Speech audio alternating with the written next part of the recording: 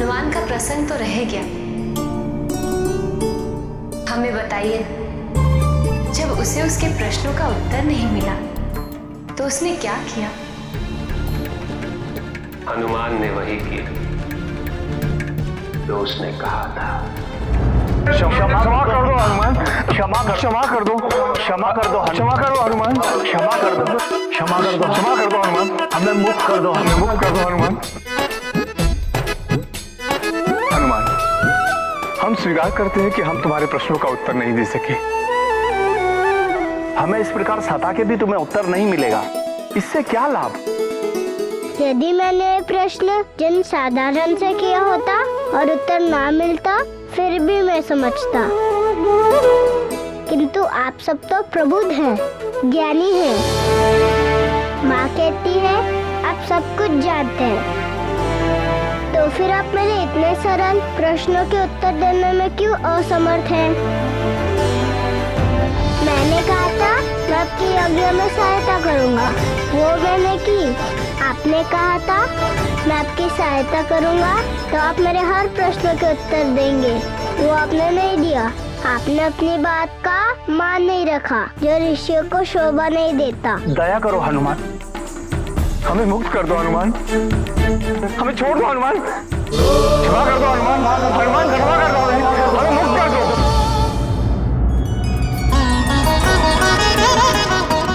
किंतु स्वामी, हनुमान जो इतना उपद्रव मचाता है, वो इतने धैर्यवान राम की सहायता कैसे करेगा?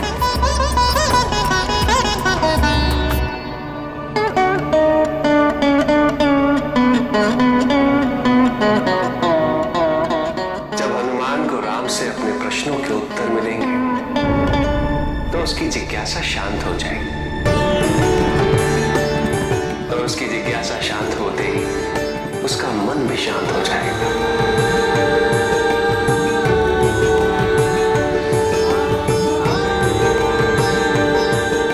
राम और हनुमान का यह मिलन अद्भुत होगा।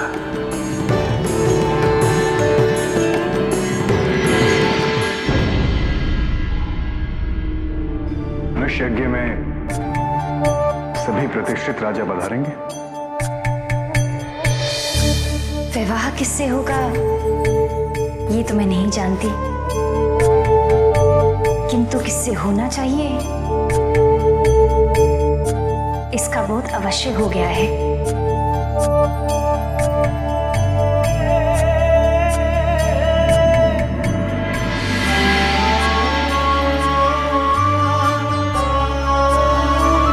अपनी इच्छाओं से पहले दायित्वों को प्राथमिकता देना अनिवार्य है।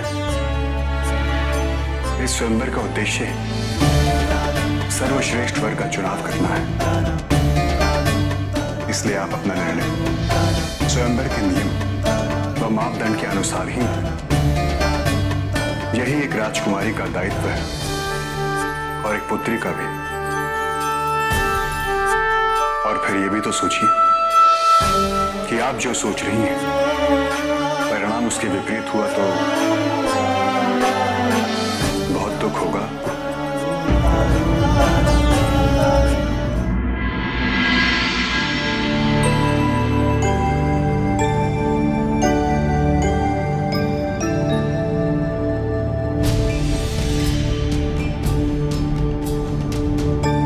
इस वन में चलते चलते अब थक चुका हूं।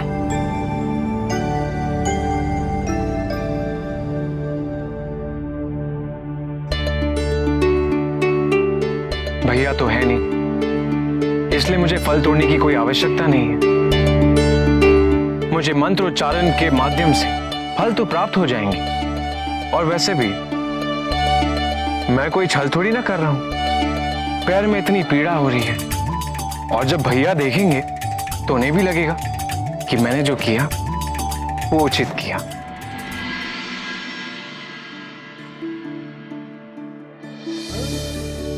आप इस परिस्थिति को मर्यादा और तर्क की दृष्टि से देख रहे हैं, और मैं हृदय की। जो न मर्यादा मानता है और ना ही उसे कोई तर्क स्वीकार है। हमें और विलंब नहीं करना चाहिए।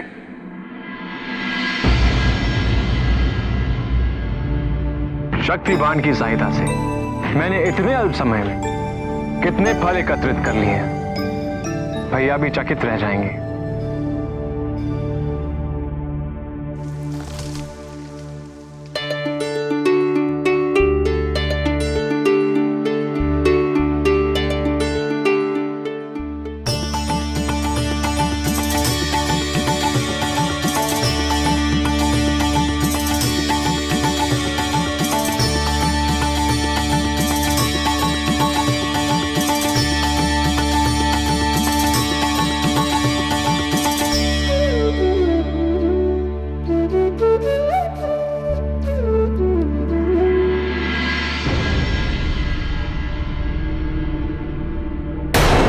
वहीं रुको, हिलना मत।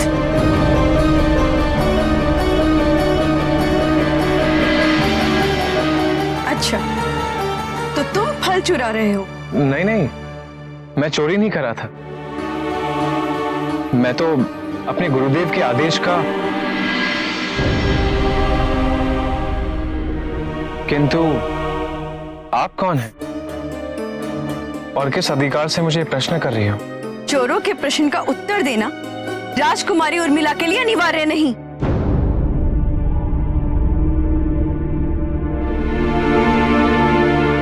किंतु अपने अतिथियों के साथ उचित आचरण और व्यवहार, ये तो राजकुमारी के लिए अनिवार्य होना चाहिए ना। मैं अपने गुरु ऋषि विश्वामित्र और भैया राम के साथ आया हूं।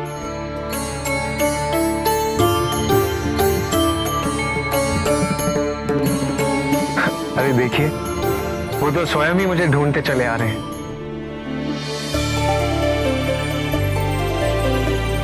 दीदी,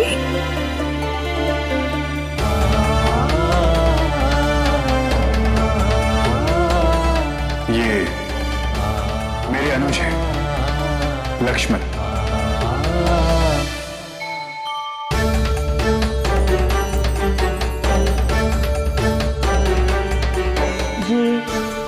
मेरी बहन उर्मिला है।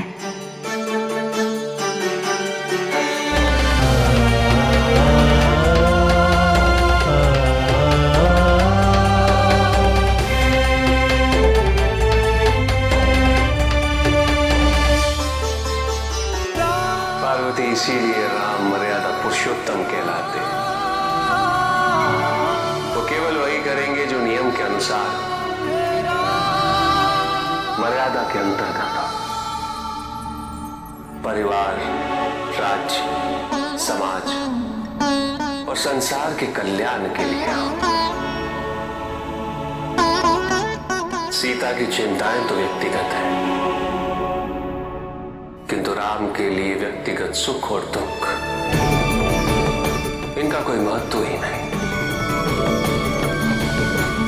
राम का यही व्यक्तित्व उन्हें उनके इस जीवन के उद्देश्य के और समीप ले जाएगा और इसमें उनकी सहायता करेगा हनुमान।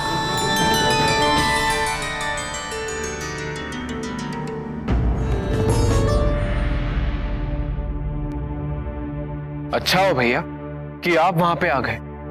वो राजकुमारी उर्मिला, वो तो मुझ पर आरोप लगाने लग गई। यदि मेरे मुंह से यह नहीं निकलता कि मैं अपने गुरुदेव के साथ आया हूं, तो वो मुझे चोर समझकर ना जाने मेरे साथ कैसा व्यवहार करती भैया। और आपने तो देखा था ना भैया, वो कैसे मुझे देखकर मुंह बना रही थी जब राजकुमारी सीता ने हमारा परिचय कराया। विवाह किससे होगा ये तो मैं नहीं जानती, किंतु किससे होना चाहिए इसका बोध अवश्य हो गया है।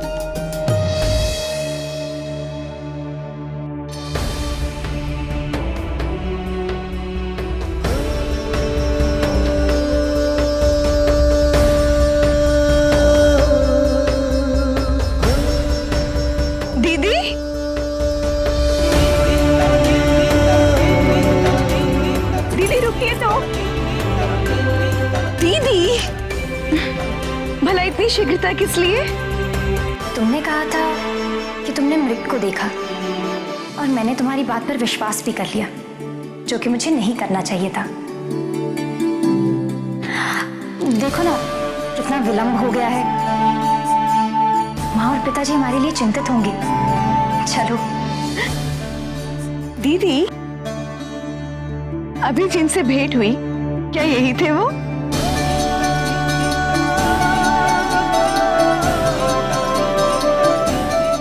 मिला? अरे दीदी, पहले तो मुझे ऐसा प्रतीत हुआ भैया जैसे उसमें आचरण और संस्कार दोनों ही नहीं है, किंतु आपसे उसके बारे में कहते कहते मुझे ऐसा प्रतीत हो रहा है भैया कि मेरा कदाचित उसके बारे में सोचना उचित नहीं है।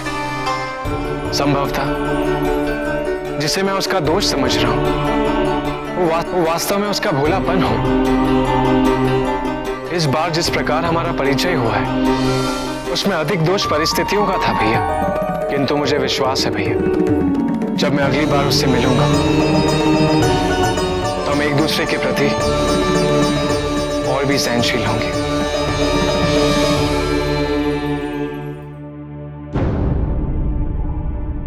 भ्रमित हो रहे हो लक्ष्मण?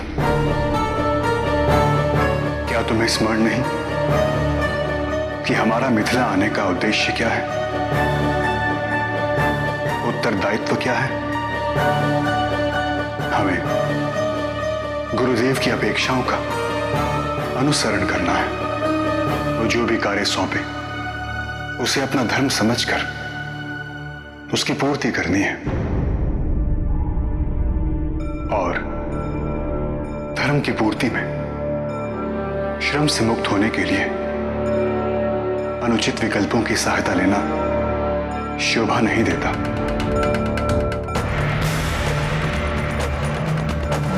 जिस प्रकार गुरुदेव के लिए इन फलों की प्राप्ति परिश्रम से होना अनिवार्य थी, मंत्रों के माध्यम से नहीं। किंतु भैया आपको कैसे ज्ञात हुआ कि मैंने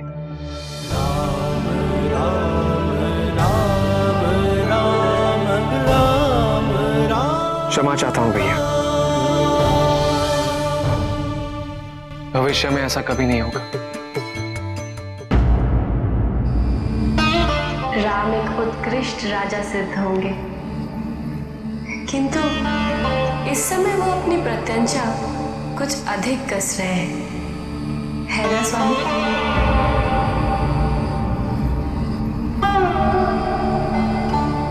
अच्छा स्वामी, जिन ऋषि मुनियों को हनुमान ने बांध रखा था, कुछ समय उपरांत आप उनके आश्रम गए थे। कोई विशेष कारण? हाँ,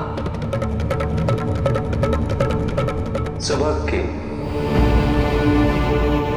सुबह? हाँ, मेरा वक्त सुबह का। अत्यंत बुद्धिमान। ओम नमः शिवाय। जब सुबह गुरुकुल में निवास कर रहा था तो उसके भाइयों ने पैतृक संपत्ति को आपस में बांट दिया।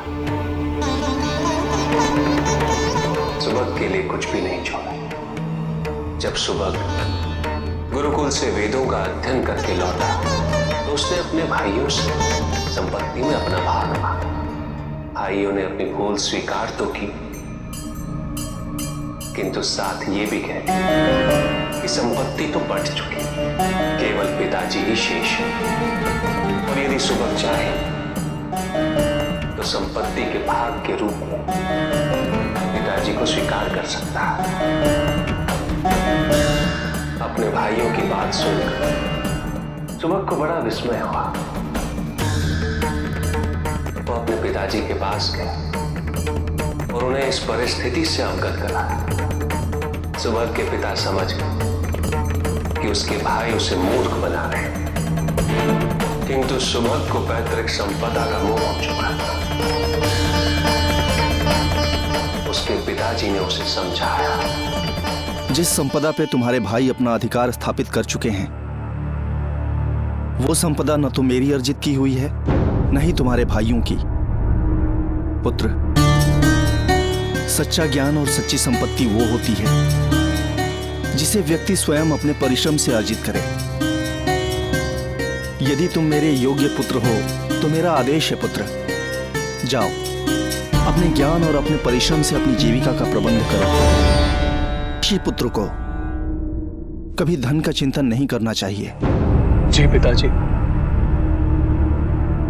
आपकी आज्ञा का पालन अवश्य करूंगा। पुत्र, कुछ ऋषि मुनि कई वर्षों से एक यज्ञ पूरा करने का प्रयास कर रहे हैं, किंतु प्रत्येक छठे दिन कुछ न कुछ भूल हो जाती है उनसे, जिसके कारण उनका यज्ञ समापन नहीं हो पा रहा है। पुत्र, तुम जाओ और उन ऋषियों की सहायता करके उनके यज्ञ को संपन्न करवाओ। ऋषि तुमसे मिलकर अवश्य प्रसन्न होंगे पुत्र, और यज्ञ समाप्ति के उपरांत यज्ञ में बची धनराशि तुम्हें सौंप देंगे। सुभग ने पिता का सुझाव सहर्ष स्वीकार किया और ऋषियों की सहायता के लिए निकल पड़ा। सुभग की सहायता से ऋषियों का यज्ञ संपन्न हुआ और जैसा उसके पिता ने कहा था वैसा ही हुआ। ऋषियों ने यज्ञ से अवशेष अपना अपना धन आशीर्वाद के रूप में सुभग को दे दी, किंतु धन के साथ ही आगमन होगा लोभ और अहंकार, और सुभग के लिए ये समझना अनिवार्य था।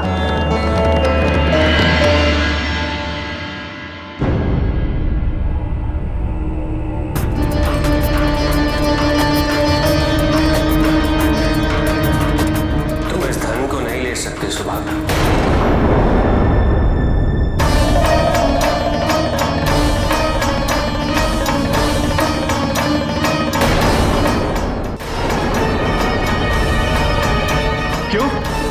क्यों नहीं ले सकता? मुझे यह धन स्वयं ऋषियों ने दिया है।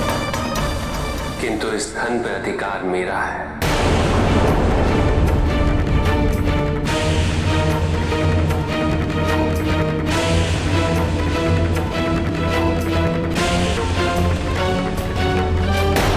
नहीं, तुम्हें अवश्य ही कोई भूल हुई है। नहीं, मुझसे कोई भूल नहीं। यदि तुम्हें मुझ पर विश्वास नहीं तो स्वयं अपने पिता से पूछो, वो जो भी कहेंगे मुझे मान्य होगा।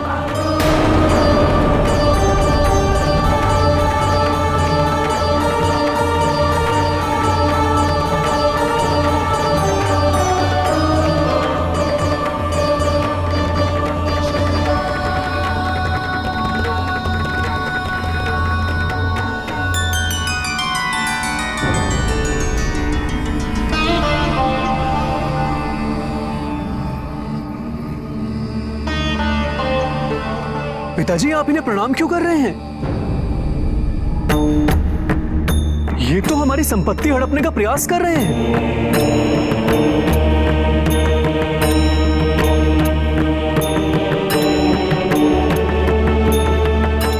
पुत्र, वैसे तो संसार की सभी वस्तुएं इनकी हैं, किंतु इस यज्ञशेष धन पर विशेष रूप से इन्हीं का अधिकार है। ऐसा कैसे हो सकता है पिताजी? हमारे गुरुजी ने तो सिखाया है कि यज्ञशेष धन पर वास्तव में केवल शिवलिंग का अधिकार है। तुम शिवलिंग रूप में जिनकी उपासना करते हो, ये वही तो है।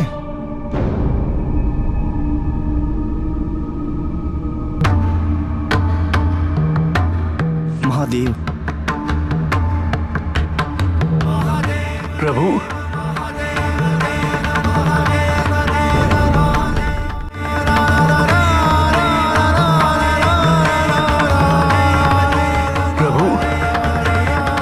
सचमुच बड़ी भूल हो गई मुझसे। संसार में सब कुछ तो आप ही का है, किंतु धन प्राप्ति के अहंकार और लोभ में इस तथ्य को जानते हुए भी उसके प्रति उपेक्षित रहा प्रभु। यथार्थ जाने अनजाने में मैंने आपसे जो भी कुछ कहा उसके लिए क्षमा चाहता हूं प्रभु।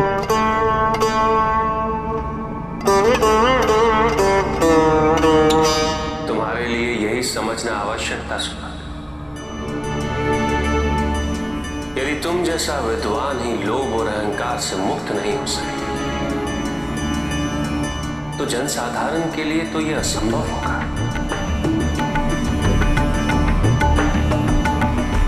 तुम जैसे ज्ञानी को समाज के लिए उदाहरण बनना चाहिए, समाज का मार्गदर्शन करना चाहिए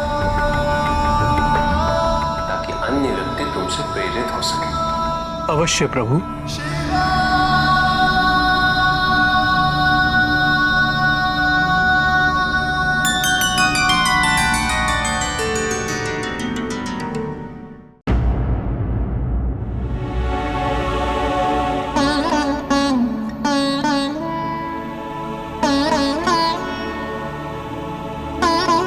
स्वामी, जब हनुमान ने ऋषियों को बांध दिया उसके उपरांत क्या हुआ? उसके आयु के साथ साथ उसकी जिज्ञासा और उपद्रवी प्रवृत्ति भी तो बड़ी होगी ना। साथ ही साथ वो इतना शक्तिशाली भी है।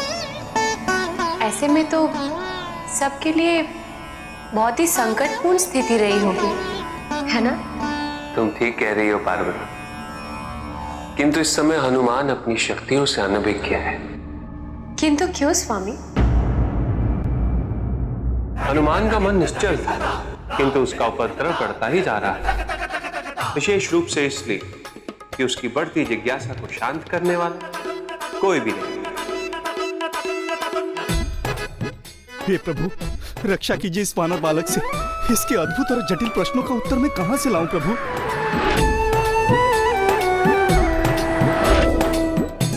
ये तो मेरे प्राण हर लेगा।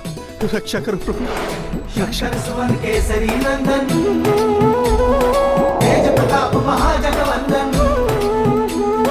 शंकर सुवन केसरी नंदन, तेज प्रताप महाजगवंदन।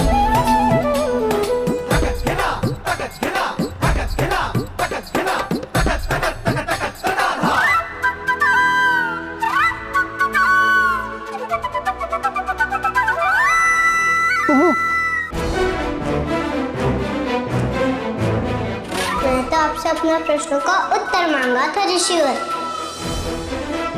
और आप तो भाग ही गए। मुझे क्षमा कर दो हनुमान, मुझे क्षमा कर दो। प्राण का ले रहा ऋषिवर, केवल मुझे तो अपने प्रश्नों के उत्तर चाहिए। कदाचित आपने मेरे प्रश्न ध्यान से सुने ही नहीं। मैं दोहराता हूँ।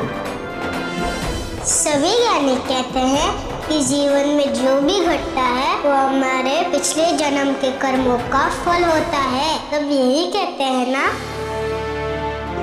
और आपको भी मैंने इस पर प्रवचन करते सुना है। यदि ऐसा है तो जो भी घट रहा है उस पर हमारा कोई नियंत्रण नहीं, और जब किसी पे हमारा नियंत्रण ही ना हो तो उसको उत्तरदायित्व भी हमारा नहीं। इस जन्म के कर्मों का अगले जन्म पे प्रभाव क्यों पड़े?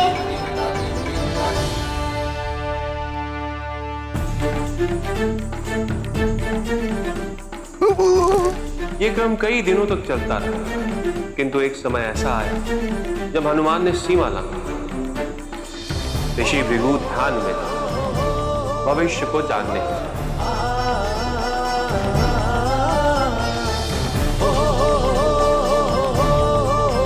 महर्षि भृगु को मेरा प्रणाम। मैंने सुना है कि भविष्य में होने वाली घटनाओं का आप जान लेते हैं। अद्भुत। तो क्या आप बता सकते हैं ऋषिवर कि मैं अगले क्षण में क्या करने वाला हूँ?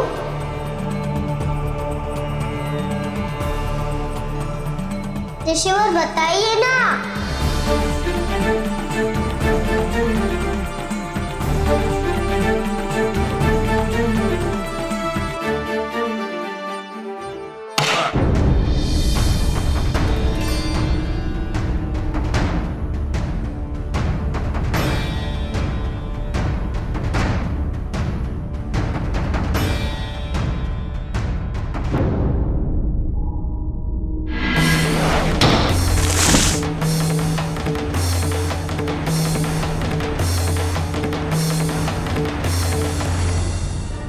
वानर,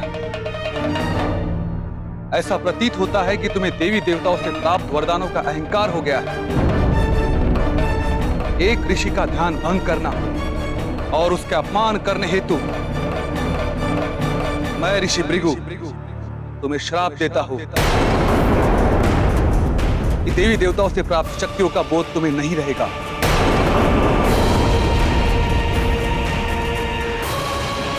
महर्षि भृगु, बड़ी भूल हो गई, क्षमा कर दीजिए।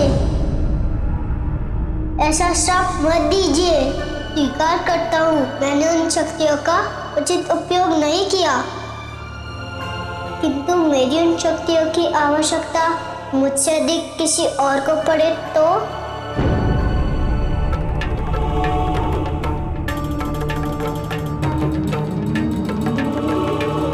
इस बालक का जन्म एक महान उद्देश्य की पूर्ति हेतु हुआ है। मैं चाहता हूं कि इसके पालन पोषण कभी इस तथ्य का बोझ ना हो कि ये मेरा अंश है।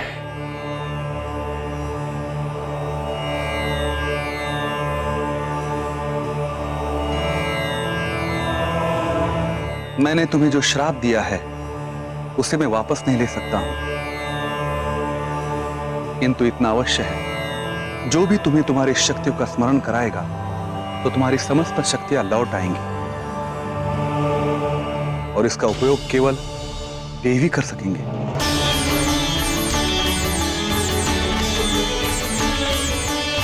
इसलिए हनुमान बड़ा तो होगा, किंतु अपनी वास्तविकता से अनभिज्ञ, किंतु समस्त ज्ञान और समस्त शक्ति उसमें विद्यमान है और उचित समय आने पर वो प्रत्यक्ष होंगे और तब हम हनुमान की कहानी पर पुनः लौटेंगे। अभी तो हमें वर्तमान को देखना।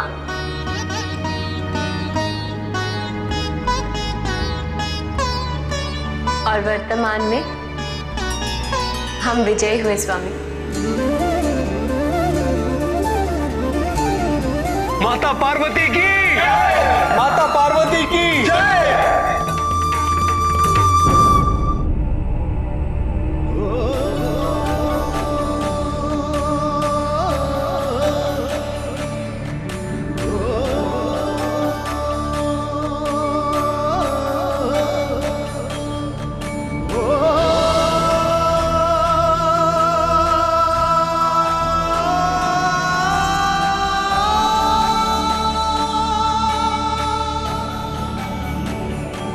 सीता,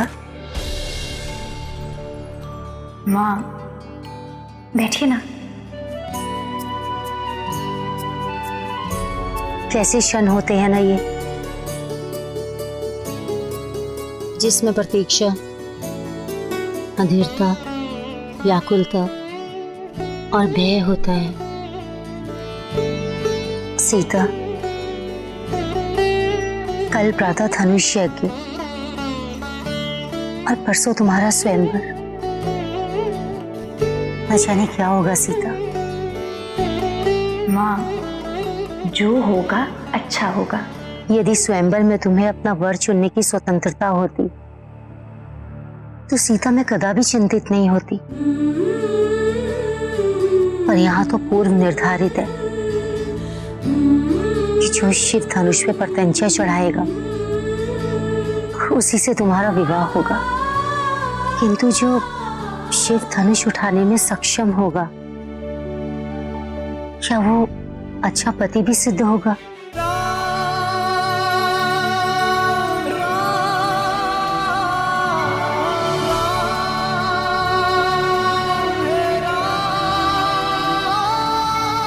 तो अवश्य अच्छे पति सिद्ध होंगे।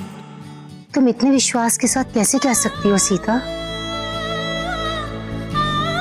यदि ऐसा ना होता तो माँ गौरी मुझे वो स्वप्न कभी नहीं दिखाती। मैं भी माँ गौरी से प्रार्थना करूंगी कि मेरी पुत्री की मनोकामना पूरी हो।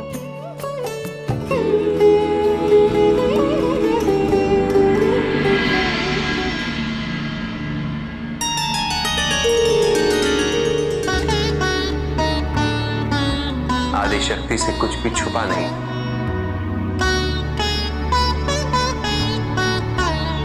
है ना?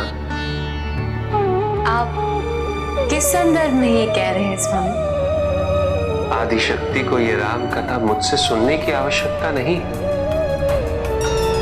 क्योंकि वो जानती हैं कि नारायण की इस लीला में क्या होने वाला है। फिर भी वो मुझसे इस कथा के प्रत्येक प्रसंग का आख्यान करने का निवेदन करती। त्रिकालदर्शी महादेव को इतना समय लग गया इस तथ्य को जानने में, तो क्या वो ये भी जानते हैं कि हम उनसे बार बार ये निवेदन क्यों करते हैं? ताकि उनके मधुर स्वर में ये कथा ब्रह्मांड के कण कण अनंत काल तक गूंजती रहे।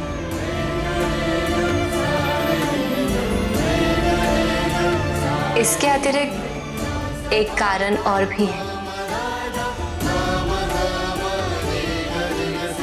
आपके इस मधुर स्वर में ये कथा सुनने का सुख अवर्णनीय है।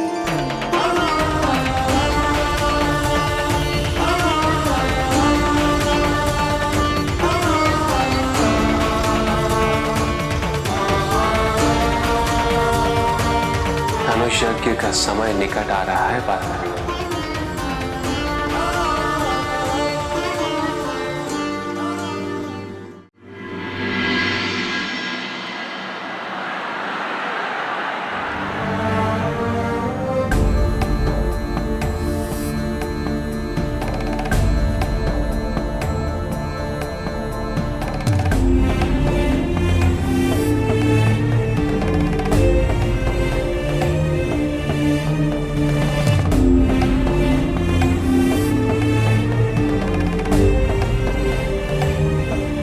ओम गुरु ब्रह्मा गुरु विष्णु गुरु देवो महेश्वर गुरु साक्षात पर ब्रह्मा तस्मै श्री गुरुवै नमः।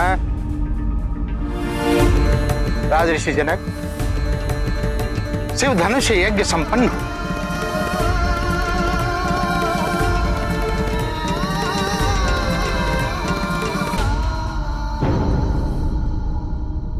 राम और लक्ष्मण के लिए मुझे बड़ी चिंता हो रही है, और जब से महाराज को सूचना मिली है कि ऋषि विश्वामित्र उन दोनों को मिथिला ले गए हैं, तब से तो वो बहुत व्याकुल हो गए हैं। महारानी कैकेयी?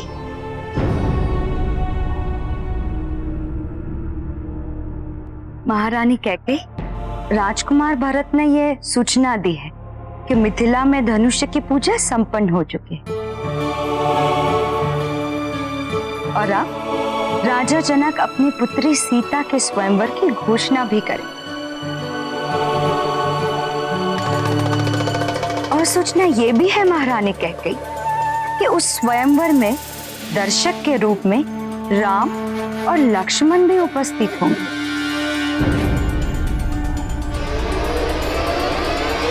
किंतु सीता के स्वयंवर में राम और लक्ष्मण की क्या आवश्यकता है?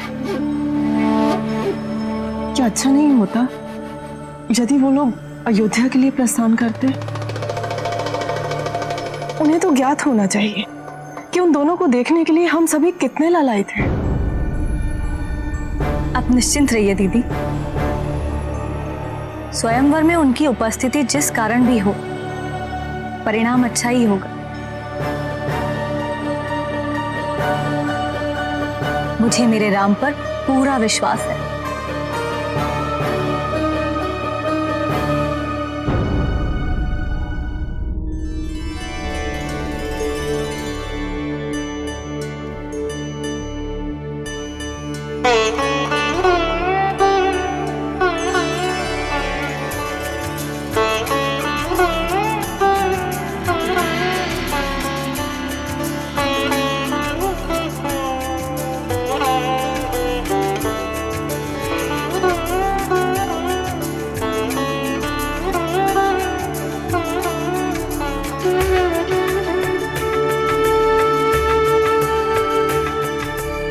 स्वयंवर से पहले तुम्हें सब आशीर्वाद देना चाहते हैं। जी माँ।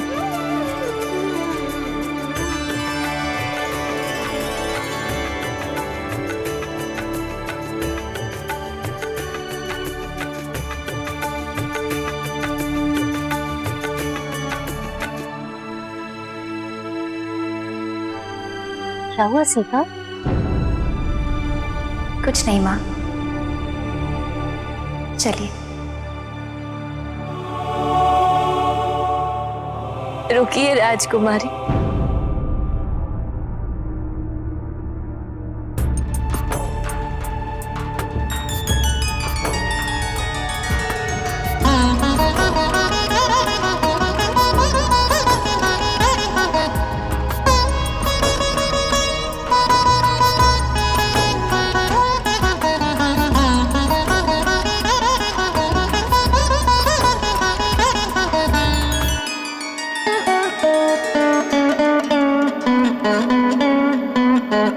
हमने तो आशीर्वाद दिया ही नहीं।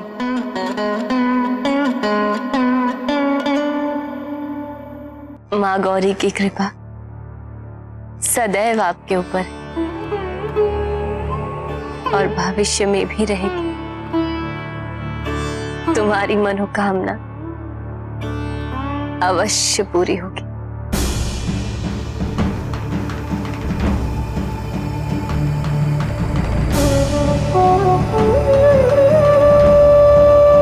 ऐसा प्रतीत हो रहा है जैसे ये सुनने के लिए मैं अधीर थी।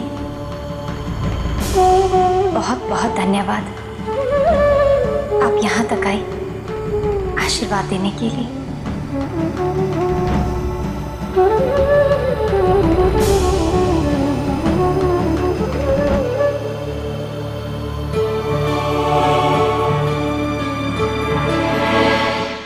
क्या माता ने देवी सीता को आशीर्वाद दे दिया प्रभु?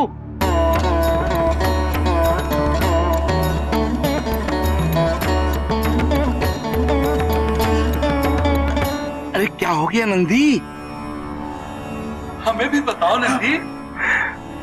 प्रभु के धनुष को उठाने दूर दूर के प्रांतों से राजा आए हैं।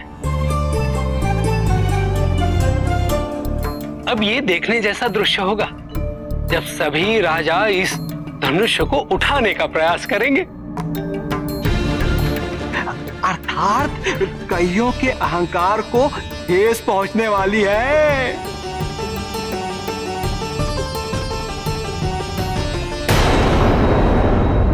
स्वामी,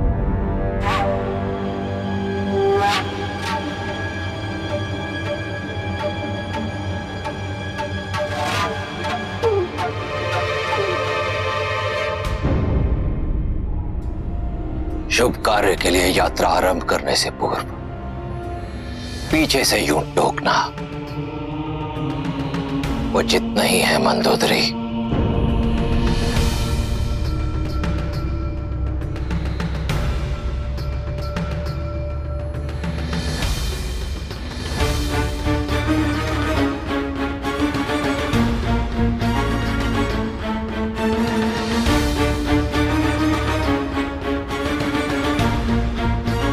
पति को पराक्रम प्रदर्शन के लिए विदा करते समय पत्नी के मुख पर गर्व एवं प्रसन्नता के भाव होने चाहिए।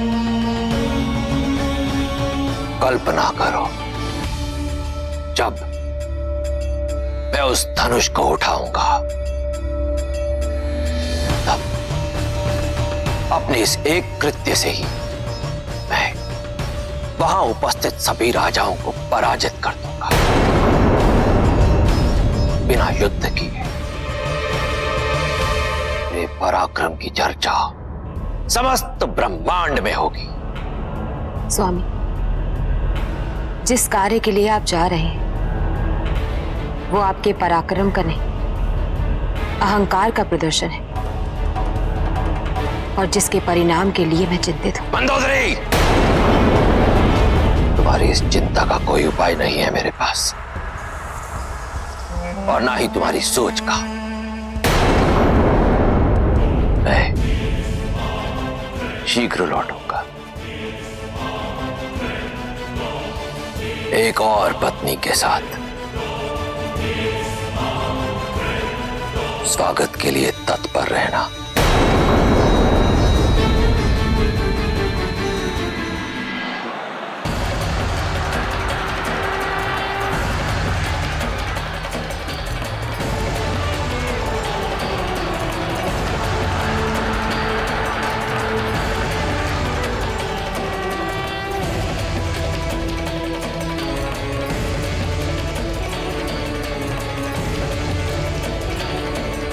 गर्भी से निकली हुई पुत्री देखते ही देखते कितनी बड़ी हो गई।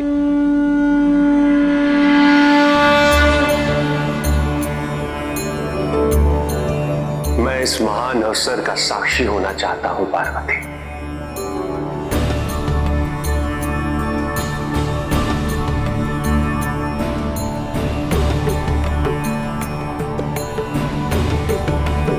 मैं देखना चाहता हूं पार्वती कि नारायण अपने मानव अवतार में इस परिस्थिति का सामना कैसे करें। किंतु हमें ऐसे जाना है कि किसी को भी हमारी उपस्थिति की अनुभूति ना हो, न राम को न जनक को। हमें कोई नहीं पहचानेगा स्वामी, सभी का ध्यान तो कहीं और ही रहेगा।